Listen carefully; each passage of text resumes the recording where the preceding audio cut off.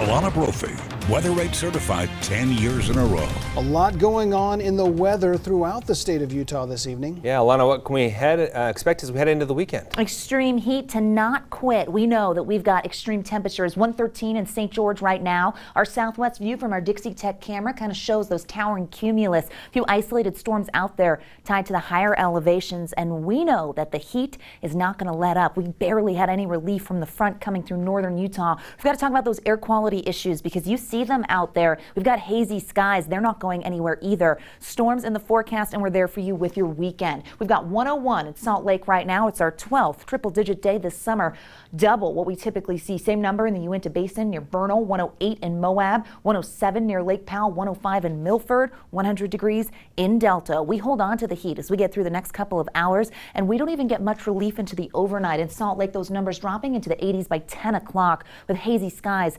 sticking around. And when we talk about those hazy conditions and the heat, we know we were supposed to see our warnings expire. Not the case. This high pressure taking over the west, that record heat potential holds on in southern Utah, where they are set to break records Saturday and Sunday. Extreme conditions. There are those storms. They brewed this afternoon over the southern portion of the state, moving through with that flash flood warning near Zion. Live look from West Valley. Barely can see the Wasatch, and it's because of smoke-filled skies out there. Our Futurecast model gives you an idea that this smoke will hang around. We're watching it come. It started as a westerly flow. Now we're getting the northerly flow. The smoke coming from upstream really filling in through the state into the early morning hours. This holds through Saturday. You see thicker smoke in central Utah and southern Utah. Air quality impacts are out there. So much so that we actually have the National Weather Service tweeting about at this hour. Red, unhealthy air in Cache Valley as a result of that smoke coming from the north. Unhealthy for sensitive groups in Utah County. We've got ozone, and now we're battling particulate matter. That will remain elevated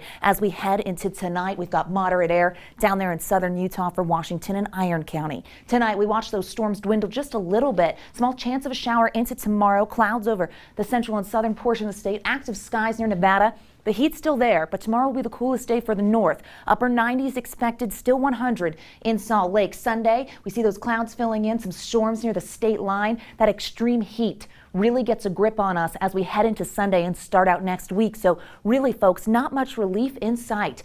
90s and upper 90s at that. 105 in Moab, 115 in St. George, 102 in Wendover, 100 degrees in Salt Lake. Tomorrow, we are very close to records and breaking them in different portions of the state. That includes Saturday and Sunday in St. George. They don't actually get much relief until the middle of next week when scattered thunderstorms show up Tuesday night into Wednesday, and temperatures get closer to average at 102. Here's the Wasatch Front.